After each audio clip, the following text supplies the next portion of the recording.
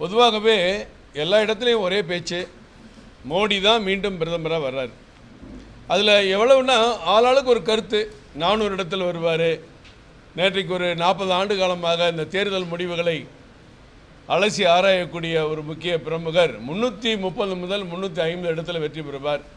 சில பேர் 300 இடங்களில் வெற்றி பெறுவார்கள். சிலர் 250லேருந்து 280 வரைக்கும் வெற்றி பெறுவாங்க. ஆனால் அவங்க தான் ஆட்சி அமைப்பாங்க. வித்தியாசம் ரொம்ப குறைவாக இருக்கும். இப்படி இந்த ஐஎன்டிஏ கூட்டணி என்ன முயற்சி செய்தாலும், எவ்வளவு அவதூறுகள் பரப்பினாலும், மீண்டும் மோடி அவருடைய வெற்றி உறுதி செய்யப்பட்டிருக்கிறது என்ற ஒரு கெட்ட நோக்கத்தோடு, ஒரு அவதூறை பரப்ப வேண்டும் என்ற நோக்கத்தோடு இந்த பிரச்சனையை எழுப்பி குறிப்பிட்ட ஒரு மிகப்பெரிய சமுதாயத்திற்கு எதிராக பாரத பிரதமர் பேசுகிறார், வெறுப்பு பேச்சை பேசுகிறார் என்று புதிதாக ஒரு கற்பனையிலே ஒரு குற்றச்சாட்டை பதிவிடுகிறார்கள். அதற்கு விளக்கம் சொல்ல வேண்டியது எங்கள் கடமை என்ற அடிப்படையிலே இப்பொழுது சந்திக்கிறோம். பொதுவாகவே காங்கிரஸ் கட்சி அல்லது இங்கே இருக்கிற திமுக அல்லது இங்கே இருக்கிற அதிமுக அனைத்து கட்சியுமே வழக்கமாக சிறுபான்மையினருக்கு 3 தடவை சொல்ல சொன்னால் இதைத்தான் சொல்லுவாங்க. நாங்கள் சிறுபான்மையினருடைய பாதுகாவலர்கள். திரும்பி சொல்லுவாங்க. யார் கேட்டாங்களோ கேட்கலையோ, அல்லது நிருபர்கள் கேள்வி கேட்குறீங்களோ கேட்கலையோ இதை சொல்லுவாங்க. நாங்கள் சிறுபான்மையினருக்கு பாதுகாவலர் நாங்கள் தான். அப்போ பெரும்பான்மையினருக்கு யாருன்னு அவங்கள கேட்டால் அவங்களுக்கு பதில் சொல்ல தெரியாது. இப்படி இந்த அரசியல் கட்சிகள் சிறுபான்மையின மக்களை ஒரு ஓட்டு வங்கி அரசியலாக பார்த்து பழகி அவர்களை மழுங்கடிக்க செய்கிறார்கள். அதனுடைய தொடர் தான் இப்போ மோடி அவர்கள் வெறுப்பு பிரச்சாரம் செய்து விட்டார் என்று பேசுகிறார். தமிழ்நாட்டில் வெறுப்பு பிரச்சாரங்கிறது இங்கே இருக்கிற அரசியல் தலைவர்களுக்கு ஒரு கைவந்த கலை. ஏன்னா தமிழ்நாட்டு மக்களுக்கும் என்றைக்கும் இன்னும் முழுமையாக அதனுடைய உணர்வுகள் அவர்களுக்கு இன்னும் புலப்படலை. 500 ஆண்டுகால பிரச்சனை தீர்ந்து ராமர் கோயில் திறந்தால் ராமர் எங்கள் எதிரி, அவர் தான் எங்கள் முதல் எதிரின்னு இங்கே இருக்கிற எம்பி சொல்கிறாரு. நீலகிரியில் போட்டியிடுறாரு. இங்கே இருக்கிற எல்லா திமுக தலைவர்களும் தமிழர்களுடைய பண்பாடு, கலாச்சாரம், இந்து ஆன்மீக பழக்க வழக்கங்களை கேலி கிண்டல் செய்கிற தலைவர்களாக இங்கே இருக்கிறார்கள். சனாதன தர்மத்தை ஒழிக்கணும், கட்டுப்படுத்தணும், இல்லை மலேரியா கொரோனா போன்றவற்றையெல்லாம் ஒழிக்கணுங்கிற மாதிரி இதை ஒழிக்க வேண்டாம் அழிக்கணும்னு பேசுகிற அவருக்கு எதிராக உச்சநீதிமன்றத்திலேருந்து எல்லா நீதிமன்றமும் ஓங்கி தலையில் கொட்டியிருக்கு. இப்படி வெறுப்பு பேச்சை மட்டுமே பேசக்கூடிய தலைவர்கள். திருமாவளவன் கோபுரங்களெல்லாம் பார்த்தா ஆபாசமாக தெரியுதுன்னு பேசியிருக்கிறாரு. இதெல்லாம் இங்கே இருக்கிற 8 கோடி இந்து மக்களுக்கு வெறுப்புணர்வை ஏற்பட்டிருக்காதா? வெறுப்பு பேச்சு இல்லையா?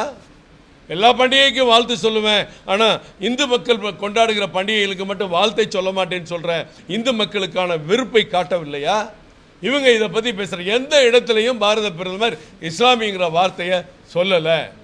காங்கிரஸோட பழக்க வழக்கம் ஆரம்ப காலத்தில் இருந்து அவருடைய பழக்க வழக்கம் முன்னாள் பிரதமர் மன்மோகன் சிங் அவர்கள் பேசியது உள்பட சுட்டிக்காட்டி இந்த நாட்டினுடைய வளங்கள் இவர்களுக்கெல்லாம் சென்று சேர வேண்டும்.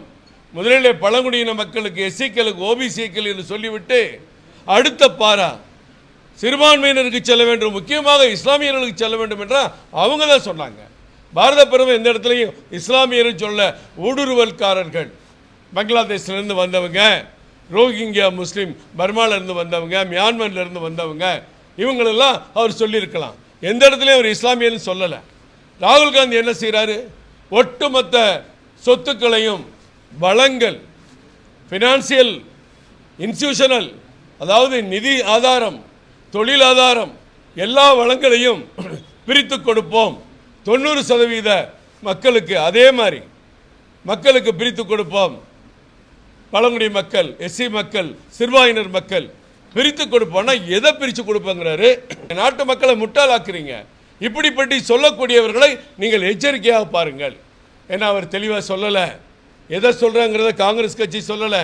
மன்மோகன் சிங் சொன்ன பிறகு கூட காங்கிரஸ் கட்சி ஒரு இடத்தில் கூட அதற்கு எதிர்ப்பு தெரிவிக்கவில்லை. அப்படிப்பட்ட நிலையில் பாரத பிரதமர் சொல்றார், எச்சரிக்கையாக இருங்கள். எல்லாமே எல்லா தனியார் சொத்துக்களையும் சரி, இவங்க வளங்கள்லாம் யார் வளங்கள்? அரசாங்கத்தினுடைய சொத்துக்களா? அரசாங்கத்தினுடைய சொத்துக்களை நம்ம அரசாங்கத்து சொத்தை கச்சத்தீவை தூக்கி இலங்கைக்கு கொடுத்தாங்களே, அந்த மாதிரி எதுவும் கொடுக்க போறீங்களா? இல்லை அரசாங்கத்தினுடைய வளங்கள் என்ன? அரசாங்கத்துடைய கஜானாவை காலி பண்ண போறீங்களா?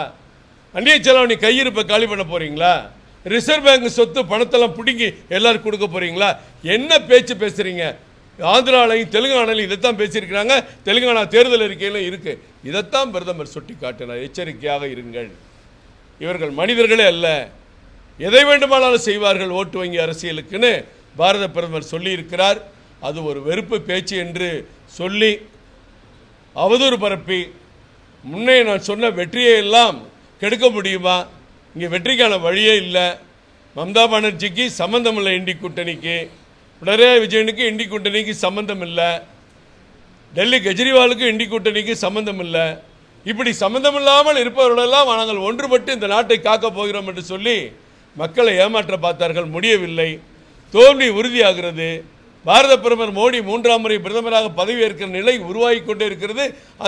அந்த நிலை அதிகரித்து கொண்டே இருக்கிற என்ற கெட்ட எண்ணத்தில் இது போன்ற அவதூறு பிரச்சாரங்களை செய்கிறார்கள். இதை பாரதிய ஜனதா கட்சி வன்மையாக கண்டிக்கிறது.